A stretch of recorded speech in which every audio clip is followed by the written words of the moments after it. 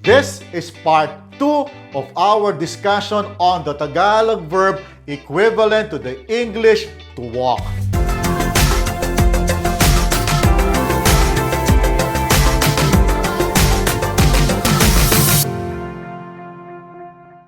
Kumusta po kayo? Welcome back. Let's continue our journey in learning a beautiful language, Tagalog, the language of the Philippines.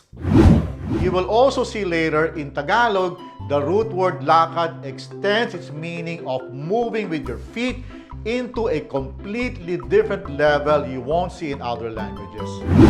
If you have missed that video, the previous video, the explainer video, I strongly suggest you check it out before you finish this video. This current video won't make sense to you if you haven't seen my explainer video. Check it out. The link is in the description box down below. In Tagalog, there are many versions of the English verb to walk. These are LUMAKAD, to walk. It also means to go out. MAGLAKAD, to walk. MALAKAD, to be able to walk. LAKARIN, to go and walk along a path.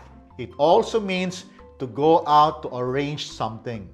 ILAKAD, to walk someone or something, like to walk a dog. It also means to go out of one's way to say good things about someone to get approval. LAKARAN, to walk on something, like a surface.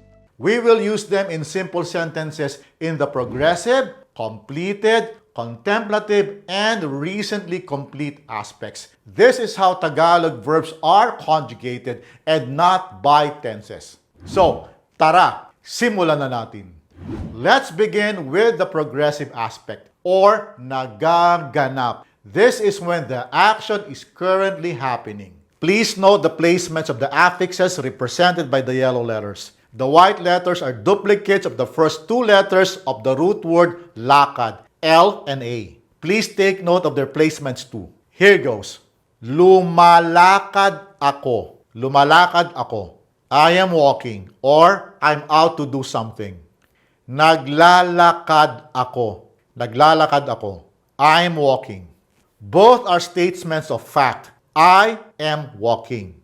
They can be interchangeable. But there is a slight difference. Lumalakad ako evokes the sense that the speaker is out to go someplace to do or accomplish something.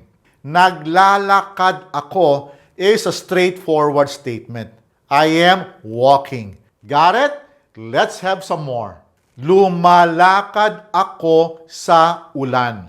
Lumalakad ako sa ulan. I am walking in the rain. Here's the nuance of this sentence. I am walking and not running nor jumping in the rain. I am walking in the rain. Lumalakad contrasts one's ability of walking against another physical ability like running or jumping. Naglalakad ako sa ulan. Naglalakad ako sa ulan. I am walking in the rain. Here's the nuance. I am walking in the rain. I am not inside a car or a cab or a bus while it's raining outside. Naglalakad contrasts one's physical ability to walk against the use of mechanical devices or vehicles to move around. Cool? I hope you're getting it. But don't worry, even native Tagalog speakers can readily spot the difference. Let's move on. Nalalakad ko ang daan na iyan. Nalalakad ko ang daan na iyan.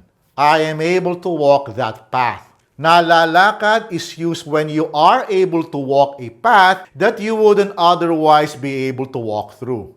Linalakad niya ang daang maliwanag.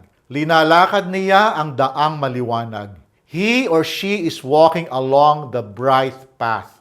Linalakad is used when you intentionally walk a certain path, which is in contrast with nalalakad.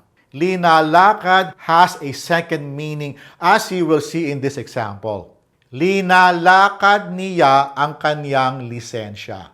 He or she is out working on his or her license. This second meaning of linalakad evokes the act of going out to transact or check on some results from some authority like getting a license. In the Philippines, you do that by transacting with the Land Transportation Office or LTO.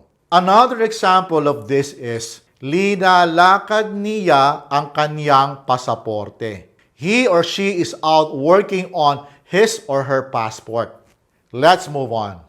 Ilinalakad ni Ed ang kanyang mga paa. Ilinalakad ni Ed ang kanyang mga paa. Ed is walking his feet. Ilinalakad is when someone is using his feet to walk. In this example, the speaker is talking about Ed using his feet perhaps for the first time after getting his feet injured. Ilinalakad namin ang aso. Ilinalakad namin ang aso. We are walking the dog. In this example, the speaker is talking about causing the dog to use his feet to walk. Alright? So, in Tagalog, the equivalent of the phrase walking the dog is not all about taking the dog for a walk, but creating the event that will allow the dog to use his feet to walk. Cool? If you think that's cool, wait till you hear our next example on ilinalakad. Ilinalakad kita sa kanya. Ilinalakad kita sa kanya. I am saying good things about you to her so she will like you. The second meaning of ilinalakad is the process of saying good things about a person on behalf of that person to gain the approval of the object of affection of that person. It's like the speaker acting like a bridge or a go-in-between. Aside from romance, other situations you can use ilinalakad is when trying to land a job or getting a contract and so on. It's a cultural thing. Our last example is, linalakaran ko ang pasilyo. Linalakaran ko ang pasilyo. I am walking on the aisle. There is a sound shift in this verb. The D becomes R. So it's linalakaran, not linalakadan. Linalakaran is an object-oriented verb. It emphasizes the object, which is the pasilyo, the aisle. The speaker is walking on the aisle and not on any other surface. If you are liking this video so far, please click on the like button. That will help this channel reach more people. Now, let's use what we have learned so far with this picture I took in Boracay Island. Remember this picture? I talked about this some weeks back. This is a picture of a couple walking in the beach. Here goes. Lumalakad sila sa dalampasigan. They are walking in the beach. Naglalakad sila sa dalampasigan. They are walking in the beach. Nalalakad ko rin ang dalampasigang iyan tuwing nasa Boracay ako. I, too, am able to walk that beach whenever I'm in Boracay. Linalakad nila ang dalampasigan. They are walking along the beach. Ilinalakad nila ang mga paa nila sa dalampasigan. They are walking their feet in the beach.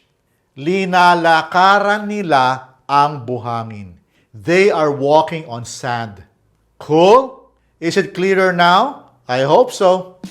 There's more to talk about the root word lakad and the many verbs equivalent to the English to walk. I have covered the various nuances of the verb to walk in Tagalog in this explainer video. I will dig deeper into this subject in the next video with more examples on the past, present, and future action. I hope you will catch that. And also, I hope that you will click on the like button. That will help this channel reach more people. That's it for now. I will see you again soon. Maraming salamat po at hanggang sa susunod.